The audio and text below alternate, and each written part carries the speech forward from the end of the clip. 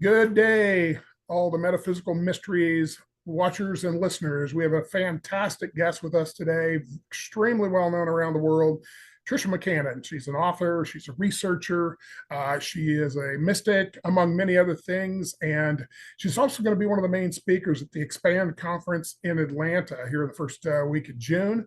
And so, Tricia, thanks for coming. We appreciate it. Oh, it's such a pleasure, Terry. Thank you so much for having me. We're all so excited about this conference that's coming up the first weekend of June, which is, I think, June the 7th and 8th here Yes, in correct. Atlanta.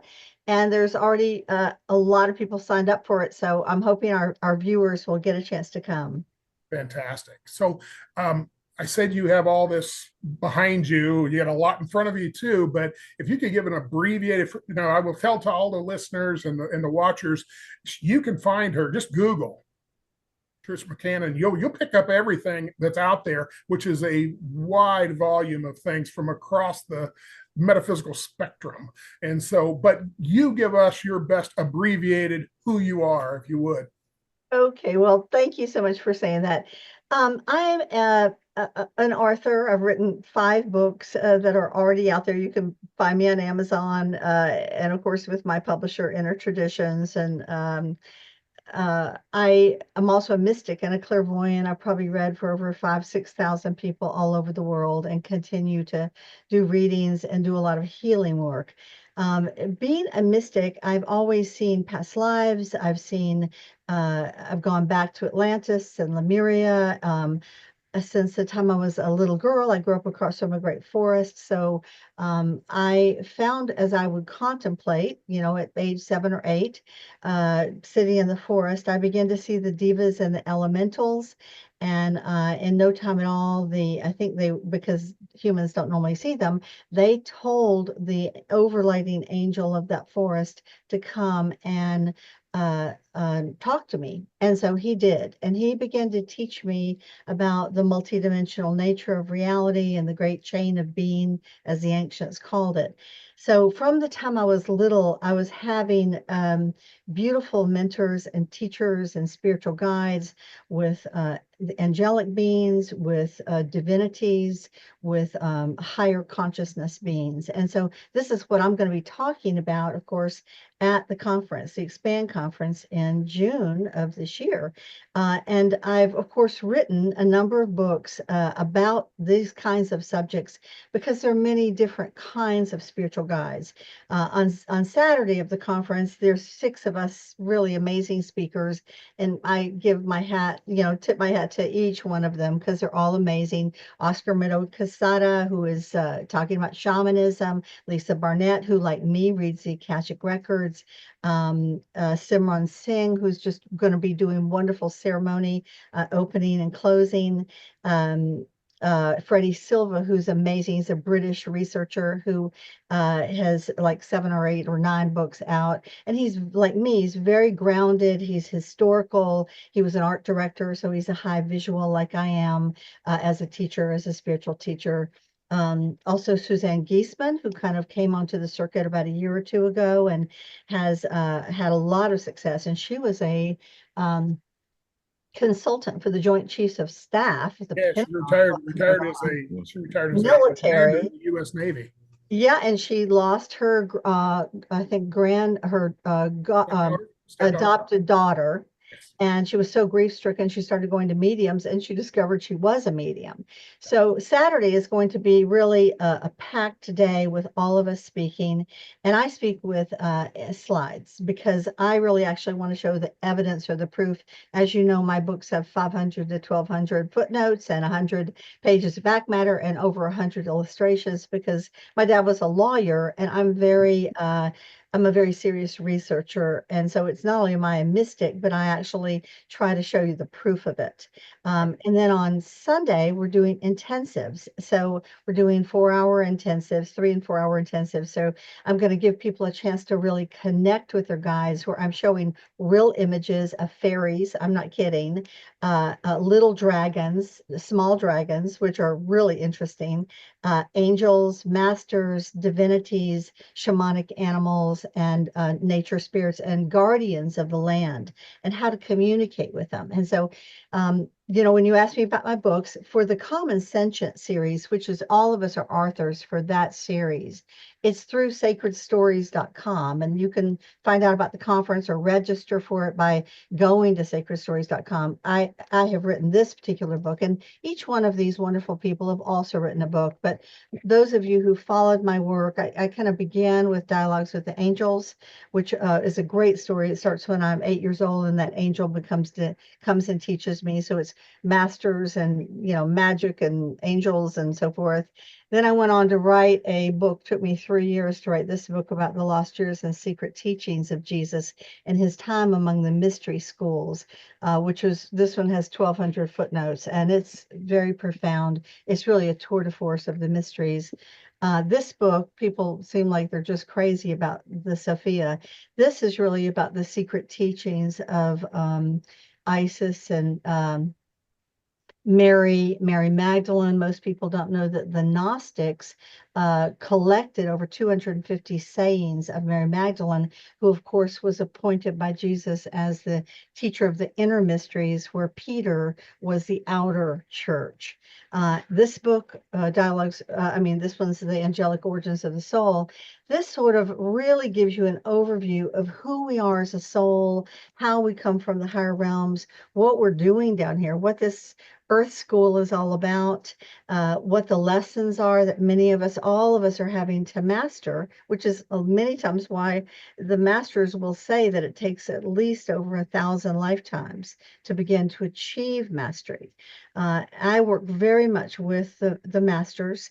In fact, if you go to my website, triciamccannon.com, you'll see that. But I also head up a global movement that has to do with an unbroken lineage of masters, and it's called The Way of Truth. You can go look at that one, thewayoftruth.com, where you'll see male masters, female masters, the teachings of the masters, and anyone who's interested in learning how to do soul travel, which is the ability that we all have innately to shift our consciousness into those inner realms and to travel, whether it's in meditation or in our dream state, into those higher dimensional realms and begin to receive teachings directly for ourselves. So, you're welcome to go to my site, triciamccannon.com, definitely the sacredstories.com site, which is really where you'll sign up for the conference, which is, by the way, really inexpensively priced. And in order to come to the Sunday intensives, you have to attend Saturday. But you can just come Saturday. You can come Saturday and Sunday, which is an amazing deal. And I can't say enough about Patricia Caganello, who actually is the producer of this conference. She's really a visionary in her own right. She's, came out of corporate America. She came out of the military. So like Suzanne Geisman, she was like very 3D, but she had this huge spiritual awakening. And for the past decade or more, she has been producing incredible books with amazing leading edge teachers and speakers. She has a gorgeous free online magazine you can sign up for on sacredstories.com. And courses. I've done over 7 incredible courses for her. And these courses each have about 6 or 7 classes within them that are each like maybe an hour long. But I've done classes on the galactic cycles of time, on spiritual alchemy, on the lost years of Jesus, on the history of the divine feminine that has been lost to us. It's just returning to the knowledge of the world at large, and many other classes. And then about 2 years ago, she really launched into doing this incredible book series and these conferences now. I think they've already had a really amazing, successful one out on the West Coast and San Rafael. And so this is the second one, and I'm so thrilled that it's happening in my hometown here in Atlanta. And I've been having friends call me right and left and say, I'm coming. I'm so excited. So I hope those of you who are listening to this will, tune in. And you can certainly, if you want to know more about me, you can put in, on YouTube, there's probably 200 radio and television shows on me where I'm talking about everything from extraterrestrials to higher dimensional levels of reality. But in this particular seminar, I'm going to be helping people to make that connection with their own guides. And from my point of view, that's a life changer. When you can begin to work on the inner planes with your guides, um, these are beings that know you and love you. They have followed your soul history for a long time. They probably know you better than you know yourself. And they're very committed to supporting whatever your divine plan is. However, they can't interfere. They work through invitation. And this is an important piece. Where the dark forces that are out there tend to be imposing. They use fear and blame and shame and guilt and the carrot or the stick. The forces of light, they work through invitation. They work through the power of the heart. They work through the power of love. So the higher we can vibrate at that field, the more, let us say, the higher frequency spiritual teachers we will attract. And this is a real key piece in understanding. And people have asked me, who are my angels? And I will just tell you, having done so many clairvoyant readings, we all have guides. Most people have two. Some people have three. Some people have more.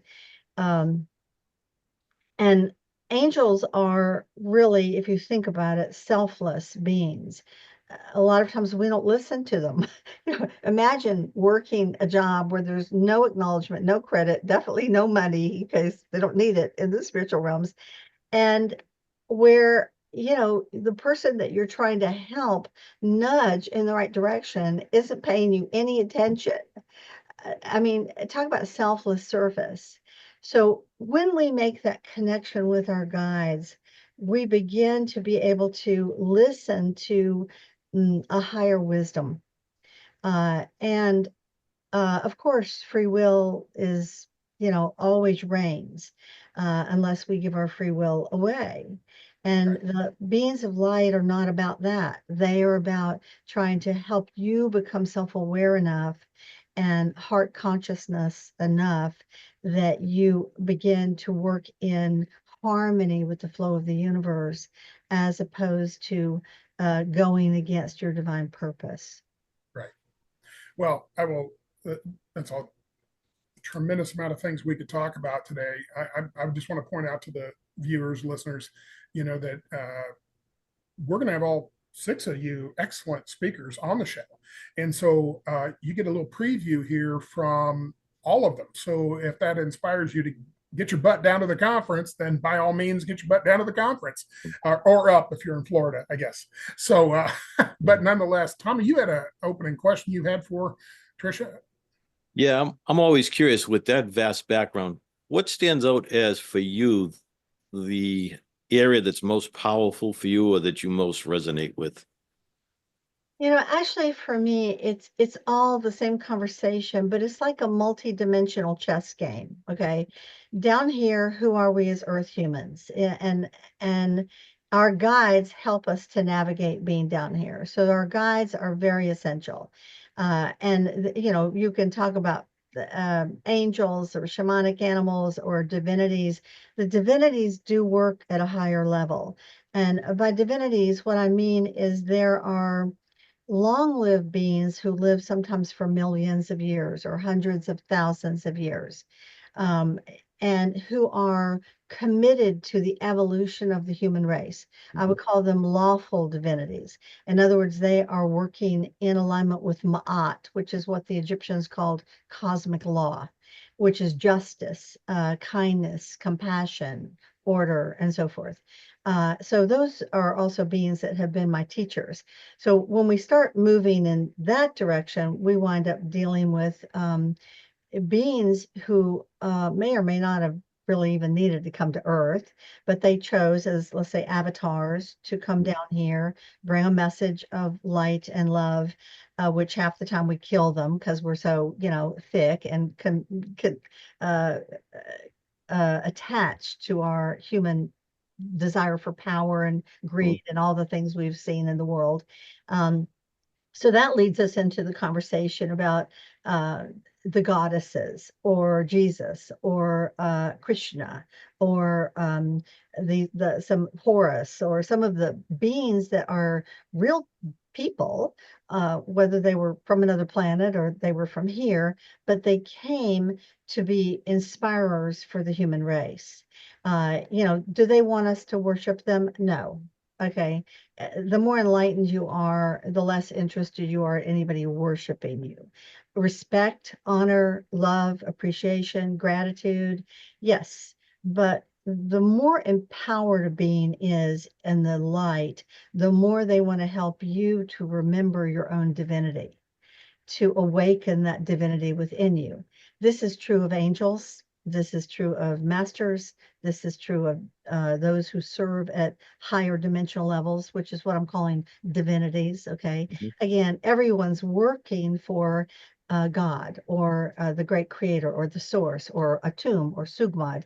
There's many names for this, Yeah, but it's the one that. I wanted to point out that for the listener, because we always try to start really simply in these interviews. If you're interested, let's say you're coming from a Judeo-Christian background. I'm just going to brag on you here a little bit, okay, if you don't mind. If you're coming from that background and you really want to learn a lot about, let's say, Jesus, because I mean, we just got a new pope, and everybody's excited and all these kind of things. But if you want to learn about that book that you put out related to Jesus, lost years, all that, absolutely excellent. And the detail about how everything comes together makes a lot of sense. And, then also going into the Egyptian stuff, which a lot of people are into that. So those things are available. I think that you just said these folks don't want to be worshipped. What Jesus is certainly one of those. I don't think he ever declared he wanted to have a religion named after him. And now we have this massive religion that is named after him, and so forth. So even the 12 that took over, so to speak, that was never really the message there either. I mean, from my understanding, that's not the message. It got transformed from a political point of view and power point of view, the third density point of view, into what we currently know now. And so that control, fear, all that kind of stuff is very common here on Earth. And I want people to understand, since we live in a Judeo-Christian country here in the United States, that you really need to get the research down. Don't just blindly take stuff, because the only way, in my opinion, and having done this a long time, is, I tell people what you get in third grade when you're 8 years old is the same thing you're going to get at 18, the same thing you're going to get at 38 and 88. It's the same basic churchy church story. So I have people ask me, when do I get to grow up? When do I get to expand? Which is interesting. That's the name of your conference, because you have to take that on your own and go beyond those little shell of teaching. And you, as a teacher, provide a lot of data that people can get into and start to expand their consciousness to a much higher level. So I don't know if you want to comment on that, but to make it real simple for folks, you have the data bank. They need to read it. They need to see it and then take it and absorb it. And I mean, if they don't want to believe it, that's fine. There's other data, but always research. I mean, I'm an investigator by trade, technically, so is Tommy. And we always don't just take the first thing. I always say, don't believe me, go research, which you've already done. So if they want to jump ahead, they could get your stuff and get going. First off, thank you so much. It's true. My dad was a lawyer, and my family, my dad was Baptist, my mother was Methodist. We became Episcopalian after going to like 10 different kinds of churches. And that was when I was about maybe 10, and I was confirmed Episcopalian at 13, which I think is kind of great. It's like Catholic light, it's like all the great stuff, but none of the guilt or blame or shame, which is great. And I still consider myself a mystical Christian. I certainly never intended to write a book about Jesus. I must just tell you this. As a mystic who is having all these beautiful spiritual teachers on the inner planes, of course, I've been to cathedrals and churches, and is anybody there? Like, hey, I'm, sending a telegram, please come down and talk to me. I mean, they're beautiful places. I honor those gorgeous cathedrals, but, Jesus wasn't showing up. And so it was only when I went to write my second book, and I was writing a book about the mystery schools and the mysteries of the ages and so forth. Well, I put in was it going to be 2 chapters, 3 chapters on Jesus? And before I knew it, it became 200 pages on Jesus inside of now and just this massive 650-page book, which of course the publishers don't really go for that these days if they can help it. So I thought, well, I know what I'll do. I'll just take those 200 pages out. That's just going to solve my problem. Well, the best laid plans of mice and men, as they say. So I was here actually in this room, and it was that week after Christmas, which is great for me. My birthday's the day after Christmas, and it was very quiet. And, I was laying on the floor, kind of meditating, and I had my hand over my eyes like this, and I became aware of this great light coming in. And I moved my hand, and Jesus was standing right there in my office, in his light body, and his field, I must tell you, is so profound. I mean, it just pierced my heart. His heart consciousness is so immense. And without any preamble, he said telepathically, I want you to write a book about my lost years and secret teachings. There has been enough blood and warfare in my name. And I mean, when I could even just catch my breath, because it was such a profound experience, I thought, well, I'm not like a Bible thumping Christian, I'm all about the mysteries. And he said, exactly. And it's because, of course, he was a master initiate of all of these mystery schools.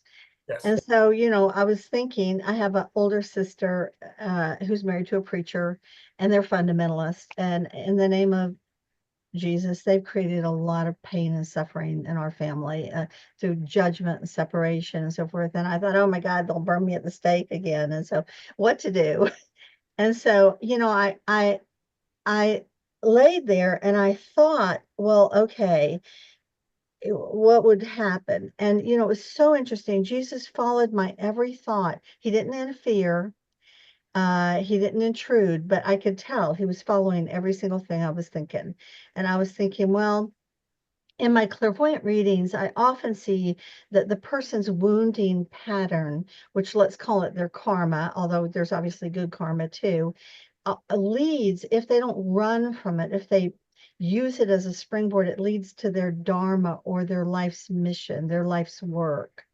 And I thought, well, in my family, I love my older sister, but this definitely been a thorn in our family side.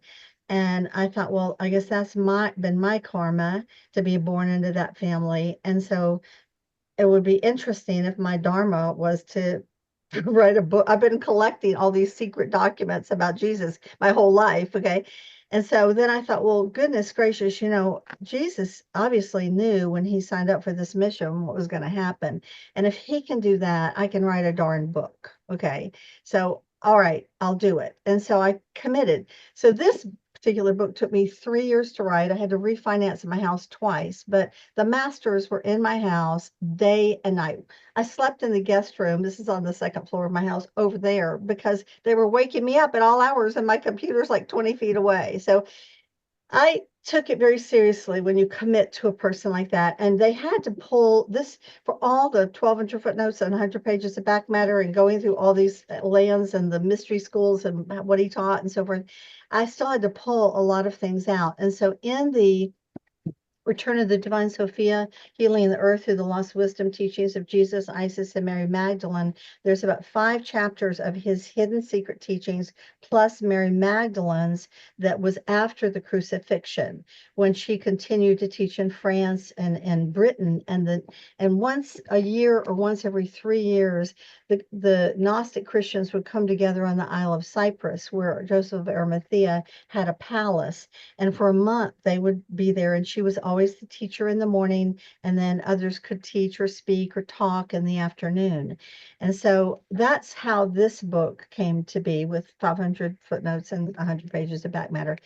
But all my books really are spirit guided. And, I hope my next one's really going to be about the extraterrestrial origins of the human race and who seeded our planet and so forth and so on. But, I have to say that the angels and the spirit guides and our ability to communicate at these higher frequencies with these higher dimensional beings who have a larger perspective is a life changer. And that's one of the reasons why I wrote the book on the angels and why I'm teaching on this.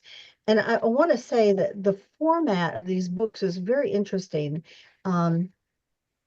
Tricia McCannon came up with this format, and it's different from the one I normally use, which is, a lot of pictures and footnotes. But we as authors write the first section, which is about 4 or 5 chapters, and the last section, which is 4 or 5 chapters. But in the middle, people write in that have had experiences, whether it's with shamanic animals, or it's with nature, or it's with signs, or it's with angels, or it's with, shamanism, or interdimensional portals, and they tell their stories, and they could be 1, 2, 3, 4, 5 pages, but there's about 30 different stories. And so this is why Tricia McCannon with sacredstories.com decided to call it Common Sentience, is because in the mainstream, we've been told all this stuff is weird, but the truth is, so many people have experiences with ancestors or ghosts or angels or UFOs, or, the divine speaking to them, or angels. And so the whole idea is that this is not weird stuff. This is actually normal human stuff that almost all people experience some intimation of it. Now, maybe they're told to just forget it. Oh, it was just a dream. Okay. Until then the thing they dreamed about comes to happen. So this is one, it's actually a really cool idea, because it brings it into the mainstream. No matter what your background has been culturally or religiously, it really shows you that we have the inner gifts of dreaming, clairaudience, clairvoyance, clairsentience, claircognitive ability, and that these are God-given gifts that are part of the inner senses, and that there's nothing wrong with them. They're not of the devil. They're not any of that crazy stuff. They are gifts from the divine to be able to open up to the inner planes. And Jesus says this in the Gospel of Thomas. He says, when you make the 2 eyes into one, meaning the inner sight, the third eye, the inner life into the outer life, the outer into the inner, the male, one side of the brain, into the female, and the female into the male, balancing the 2 hemispheres of the brain, then you shall see the kingdom of heaven. He tells you right there the spiritual technology of balancing the masculine, feminine, the yin and the yang, so that we can live balanced lives and we can begin to access the inner planes. Yeah, absolutely. Well, this is absolutely fascinating. And I know we're kind of running out of time here, sadly. But I will say that for the listeners, you can tell just by listening the vast amount of information that Tricia has on these topics. I mean, literally could go for weeks talking one topic and then shifting to another, and then blending them. And I think it's fascinating. You're talking about the UFO and the original. When I say UFO, that's commonality for what we would call aliens, which we are all aliens. We just happen to be in a body, a flesh and blood body, So we've all been here way before the aliens existed, and we'll be here way after, and all the human and before Earth. And if you look at the time and the totality of it all, we've really been around. We're immortal. We're pieces of God. So we got everything at our beck and call, but we're just having this experience and this really thick third density. And so once you get the game, if you will, it's all becomes kind of fun in games. Literally, it's like, okay, I'm just going to go through this experience. I've got so many of these I've done, and I'm going to do more. If you think linearly, if you think parallel, it's all happening at the same time, just going down different lifetimes. So there's a lot for people to really absorb. And if they want to get out of their own way, they need to get your books. They need to come to the conference. They need to listen. And so I find this very fascinating. And Tom and I we always try to have very straightforward conference or questions so that people kind of get it. And so what I'll say with this is, you can tell this conference is going to have some fantastic data, and it is priced right. Check it out, Google it up, and you'll get it. We'll have it linked here on the podcast. And Tommy, do you have any last things before we close out here? Yeah, Tricia, I want to thank you for the way you present the material, on the podcast here. We started off with the concept of blending science and spirituality, and the fact that you research it and footnote everything and have, backing to what you're stating is really huge. So thank you for doing it that way. And thank you for your question, because I do think that many people, like, okay, they're interested in angels, but they're scared of extraterrestrials, or they're interested in extraterrestrials, but angels, oh no, that's just some myth. Okay. Or whatever the subject is. The truth is that it all fits together. And I think one of the great things about this conference is that each of the colleagues, I've known Oscar Miro Quesada for 30 years. He is a beautiful man who really walks in mastery in his heart. Of course, he comes out of the shamanic tradition from Peru, but he is balanced and universal. Freddie Silva is another really beautiful man who is grounded and scientific, and does all sorts of sacred geometry, but he's a historical researcher. I mean, Susan Geisman, I've only met her once, but I mean, she's direct and straightforward and grounded, and here she's become a mystic. So every one of these people, Simran Singh's another one. She's less known, but she had an incredible magazine. She was up in, I think, North Carolina, Virginia.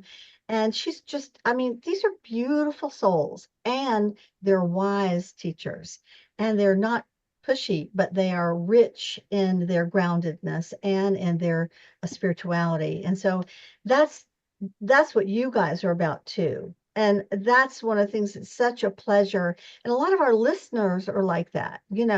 It's balancing the two sides of the brain, the mystic and the historian, researcher, science. And they really too come together. And when that happens, which is how the mystery schools taught it in the triangle of philosophy, religion, and science, then we can start having a much more balanced society. Absolutely. Mhm. Well, we're going to wrap it up for now. Short and sweet, to the point. We got a lot of information out. I feel like people will really want to come and attend and see you in person, see what you're going to do, and enjoy their expansion themselves. So for all of us here at the Metaphysical Mysteries, we thank you all for joining us, and we'll be back with an amazing guest. So we'll see you all later. Thanks.